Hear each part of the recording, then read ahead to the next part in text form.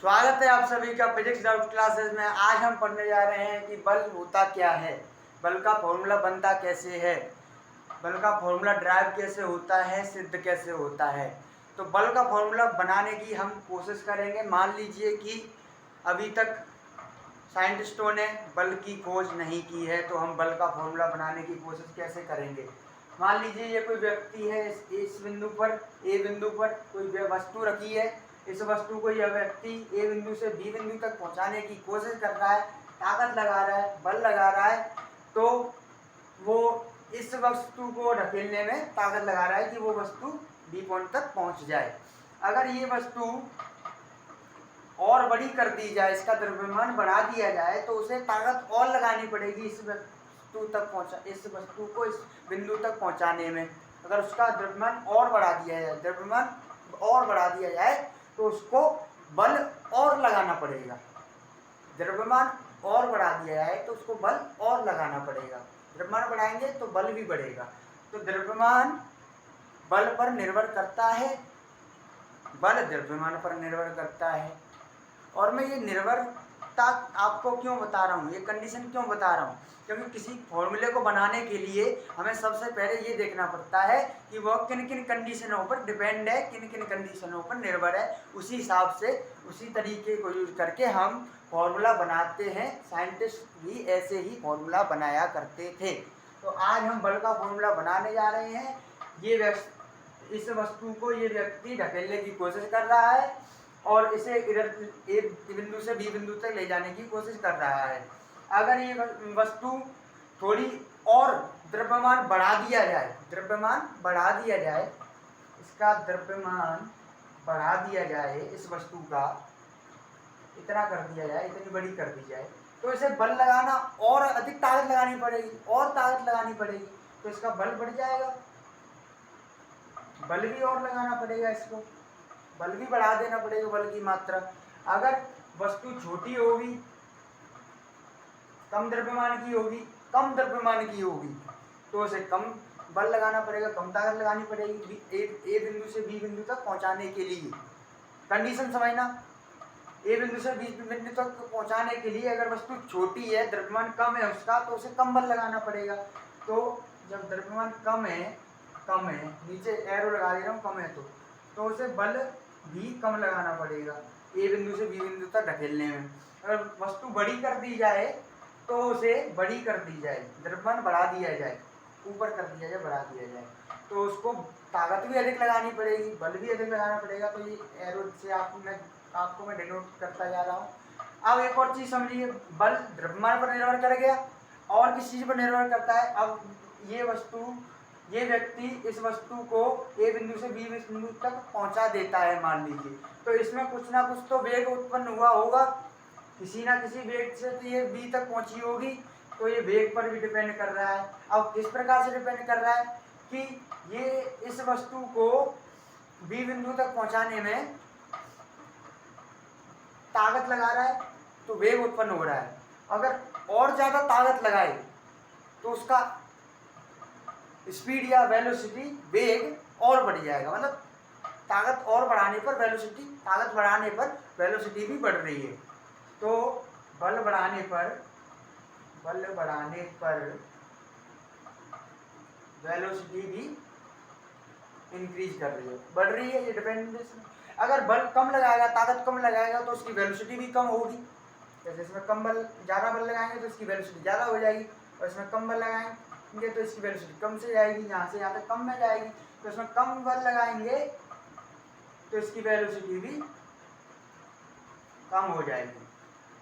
अब ये वेलोसिटी पर डिपेंड कर गया। अब किस चीज़ पर रह गया है ये डिपेंड करने के लिए, अब इसमें रह गया है टाइम पर भी डिपेंड करता है। ये कैसे कि इस वस्तु को ए बिंदु से बी बिंदु तक पहुंचाने में कम ताकत अगर लगाए, अगर नीचे बल कम लगाए तो समय ज़्यादा लगेगा ए बिंदु से बी बिंदु तक पहुंचने में। कम बल लगाएगा तो भाई लेट पहुंचेगा बी बिंदु पे।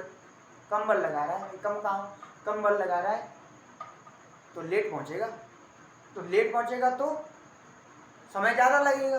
तो कम बल लगाने पर डिक्रीज करने पर बल को समय इंक्रीज हो जाता है। समय पर कैसे इफेक्ट पड़ता है कि बल को इंक्रीज करने पर समय डिक्रीज हो जाता है। जब बल ज़्यादा लगाएंगे तो जल्दी पहुंच जाएगा, समय कम लगेगा। बल ज़्यादा लगाएंगे तो समय कम लगेगा। बल ज़्यादा लगा रहे हैं तो समय कम लग रहा है। लेकिन जब बल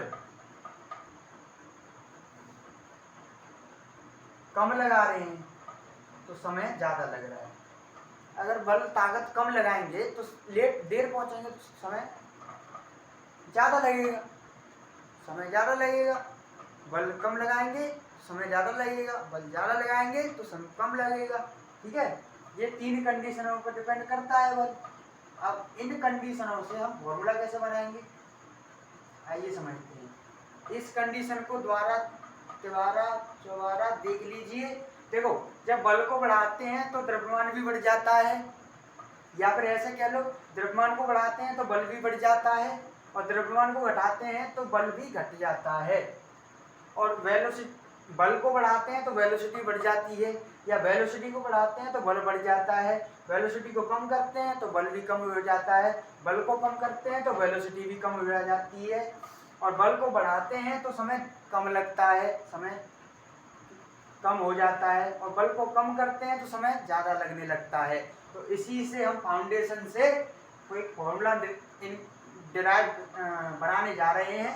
पहले इस कंडीशन को लेते हैं, एम वाली कंडीशन को। एम पर निर्भर कर रहा है द्रव्यमान पर, तो पहले लिखेंगे हम एम पर डिपेंड कर रहा है। किस तरीके से, तो ये बढ़ रहा है, ये बढ़ रहा है, तो ये भी बढ़ रहा है द्रव्यमान भी, और ये कम हो रहा है तो ये भी कम हो रहा है। तो मतलब ये डायरेक्ट प्रोपोर्शनल हो जाएगा। इसका डायरेक्ट प्रोपोर्शनल का मतलब यही होता है कि बढ़ेगा तो ये भी बढ़ेगा, और कम होगा तो ये भी कम होगा। इसे कहते हैं डायरेक्ट प्रोपोर्शनल साइन, अनुक्रमानुपाती भी कहते हैं। अगर इसको बढ़ाएंगे तो इसको भी बढ़ेगा, और इसको कम करेंगे तो ये भी कम होगा। एक कंडीशन ये हो गई डिपेंड की। अब आते हैं इस पर डिपेंड करता है वेलोसिटी। वेलोसिटी पर किस प्रकार डिपेंड कर रहा है कि वेलोसिटी अगर हम बढ़ाएंगे या फोर्स हम बढ़ाएंगे तो वेलोसिटी बढ़ेगी।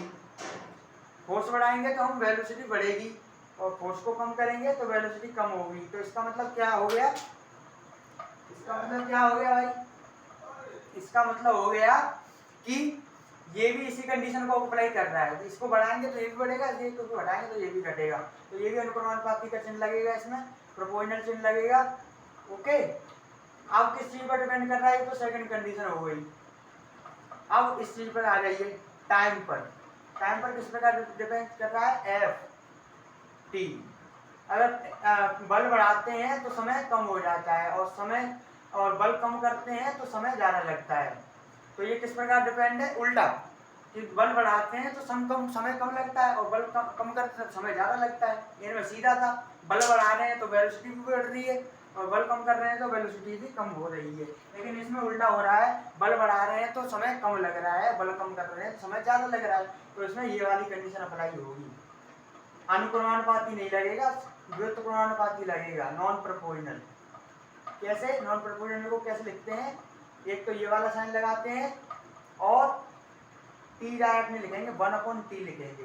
ये कंडीशन, अब इन कंडीशनों पर डिपेंड करता है फोर्स, बल।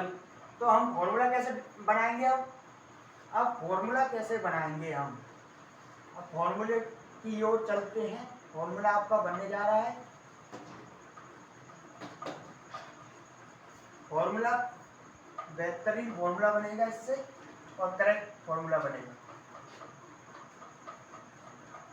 देखिए, एफ को एक तरफ रख लीजिए, और एफ किस किस चीज पर डिपेंड कर रहा है उनको एक साइड रख लीजिए। एम पर डिपेंड कर रहा है, बी पर डिपेंड कर रहा है, 1/t पर डिपेंड कर रहा है। ऐसे मल्टीप्लाई लगाकर ऐसे कर लीजिए। अब लिख दीजिए, अनुक्रमानुपाती चिन्ह रहने दीजिए, प्रोपोर्शनल। एम v/t क्या हो जाएगा, ऐसे लिख सकते हैं इसको, v/t। फिर एफ अनुक्रमानुपाती m इंटू v/t कितना हो जाएगा, एक्सीलरेशन हो जाएगा। तो F इक्वल टू क्या हो जाएगा, F इक्वल टू हो जाएगा आपका ma। इसको हटाएंगे तो k आ जाती है। तो k की वैल्यू हमें जब फॉर्मूला बनाते हैं, कोई भी फॉर्मूला बनाता है, साइंटिस्ट हो या कोई भी हो, तो k की वैल्यू हमें प्रैक्टिकल करके, मतलब उसके ऊपर हमें प्रैक्टिकल करके मालूम पड़ता है कि k की वैल्यू क्या आएगी, 2 आएगी, 3 आएगी, क्या आएगी। तो इसकी k की वैल्यू हमें मालूम पड़ी है, प्रैक्टिकल करके 1 आती है। तो इसमें k की वैल्यू 1 रखेंगे, तो k की वैल्यू 1 रखने पर ma रह जाएगा। तो बल का फॉर्मूला आपका ड्राइव हो गया, बल बराबर द्रव्यमान गुणा त्वरण, ये आपका बल हो गया। बिल्कुल साइंटिफिकली माइंड से हमने फॉर्मूला बनाया है, और आपको ये फॉर्मूला अब जिंदगी भर आप भूल नहीं सकते। और इसके फॉर्मूले से आप बहुत बड़ी बड़ी चीज फिजिक्स में कर सकते हैं। इसका मात्रक न्यूटन होता है, क्योंकि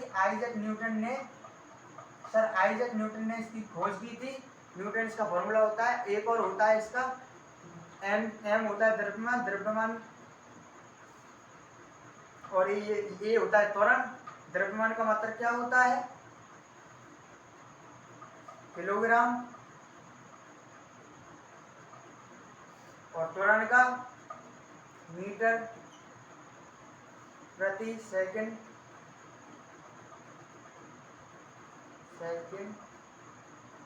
स्क्वायर। ये आपका मात्रक हो गया, ये आपका फॉर्मूला हो गया।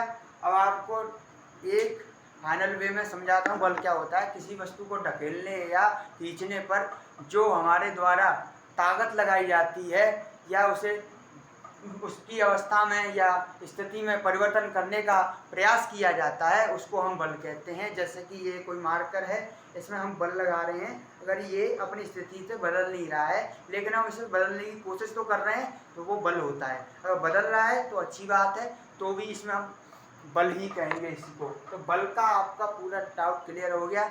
आज की क्लास यही समाप्त होती है। धन्यवाद। जय हिंद दोस्तों, जय हिंद, जय भारत।